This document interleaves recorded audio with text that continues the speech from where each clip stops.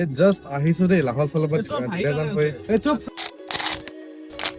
নমস্কাৰ সকলোকে কি খবৰ চব ঠিকে চলিছে নে আজি বহুত দিনৰ মূৰত লগৰ কেইটাৰ লগত এফালে যাওঁ বুলি ওলাইছো বিয়া পতাৰ পৰা বোলো তেনেকে বহুত দিন ক'তো ওলাইও যোৱা নাই বাকী ক'ত যাওঁ এতিয়ালৈকে ঠিক হোৱাই নাই লগৰকেইটা লগ পাই লওঁ আৰু কোন কোন যাব দেখাম বাৰু আপোনালোকক প্ৰথমতে বিতুপন দাহঁতৰ ঘৰলৈ আহিলো মানে একেবাৰে ওচৰতে তাহাঁতৰ ঘৰটো আছে তো বোলো প্ৰথমতে তাকে লৈ লওঁ হলে হ'ব আহ